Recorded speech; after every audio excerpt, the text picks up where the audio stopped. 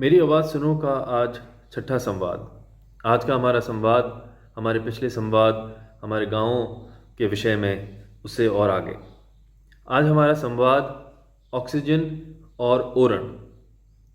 जैसा कि आप देख रहे हैं कि आज ऑक्सीजन की कितनी किल्लत हो रही है और मानव जाति को शायद ऑक्सीजन की अहमियता आज पूरी तरह से जानने को मिल रही है। आपने काफ़ी मैसेजेस में सुना होगा कि ऑक्सीजन की कीमत हमारे जीवन में रुपयों में अगर तब्दील करें तो वो अरबों खरबों में जाती है और यहाँ धरती माँ हमें फ्री में दे रही है, लेकिन हमने उसकी पूरी तरह से कदर नहीं की। हमारे जो गाँवों के जो फेफड़े थे वो हमारे ओरण थे। हर गांव में या समूह गांवों के समूह के बीच में, ढाणियों के समूह के बीच में एक बड़ा ओरण होता था जो लोक देवता के साथ जुड़ा हुआ होता था। वहाँ पर हमारी गायें, बकरियाँ, भेड़ें चरने जाती थीं और हमारे जो पूर्वज हैं वो इतने दूरदृष्टि वाले थे कि उन्होंने हर गांव, हर ग्रामीण क्षेत्र के बीच में एक बड़ा हमें फेफड़े दिए थे जिससे हम शुद्ध हवा ले सकें। लेकिन हमने पिछले 75 सालों में क्या करा? हमने उन ओरणों पे अतिक्रमण कर लिया, हमने उन ओरणों को काट दिया, हमने उन ओरणों को बर्बाद कर दिया। तो हमें उन ओरणों को पुनः स्थापित करना चाहिए। जो उनमें अतिक्रमण हो चुके हैं, अगर वो पंचायत के लेवल पे हट सकें तो उन्हें हटाना चाहिए। और ये कहाँ लिखा है कि ओरण जो है वो नए रूप में नहीं बन सकते हैं। मेरा मानना है कि पंचायतें और सामूहिक रूप से हम सरकारी ज़मीन को आवंटित करा के और नए ओरण बना सकते हैं आगे आने वाली 50 पीढ़ियों के लिए। जो हमारे पूर्वज हमारे लिए करके गए थे, हम वो क्यों नहीं हमारी आने वाली पीढ़ी के लिए करें। दूसरा इससे जुड़ा विषय है हमारे जल का।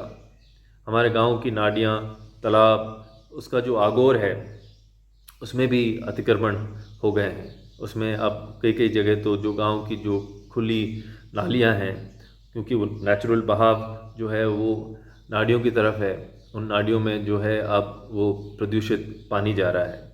तो ये भी गांव के लेवल पे हमें जो हमारे जल स्रोत हैं उनको बचाने की आवश्यकता है। एक अन्य विषय है ग्रामीण वास्तुकला का, यानी रूरल आर्किटेक्चर का। हमारे गांव, हर गांव की अपनी पहचान होती थी। हर गांव, क्षेत्र, ढाणियों की जो बनावट है घरों की वो एक यूनिक होती थी। लेकिन धीरे धीरे हम जो है अब शहरीकरण वाले जो घर हैं वो हम गांवों में बनाते जा रहे हैं और जो हमारे गांव का जो स्वरूप है उसमें वो स्वरूप नहीं रहा है।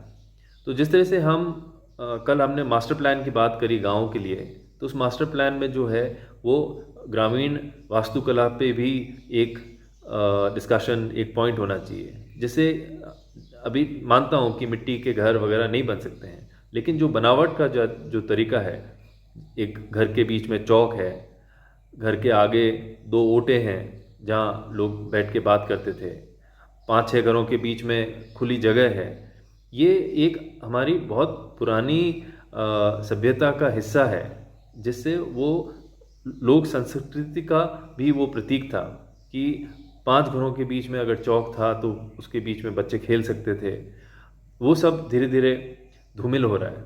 तो उसके ऊपर भी जो है हम गाँवों के जो मास्टर प्लान है उसमें वो जो बिंदु है रूरल आर्किटेक्चर का, यानी कि ग्रामीण वास्तु कला का, वो भी हम ला सकते हैं। लेकिन मुख्य मुद्दा आज के संवाद का है गांव और पर्यावरण, गांव और ओरण और ऑक्सीजन। तो हमें तय करना है कि जो हमारे पूर्वज ओरण हमारे लिए छोड़ के गए थे हमारे फेफड़ों के रूप में, जिनको हमने 75 सालों में बर्बाद कर दिया है, उसको हम किस तरह से पुनर्जीवित कर सकते हैं। मैं सब युवा लोगों को और ग्रामीण परिवेश से जुड़े हुए लोगों को और पंचों, सरपंचों और प्रमुख प्रधानों से निवेदन करता हूँ कि ओरण पुनर्जागरण की एक मुहिम छेड़ें और नए नए ओरण हम स्थापित करें। हमारे लोकल वनस्पतियों से। उसमें हमें नीलगिरी वगैरह उगाने की ज़रूरत नहीं है। जो उस क्षेत्र की जो लोकल वनस्पति है, उस लोकल वनस्पति के ही पेड़ हम उसमें लगाएं और आगे आने वाली पीढ़ियों के लिए हम नए ओरण छोड़ के जाएं।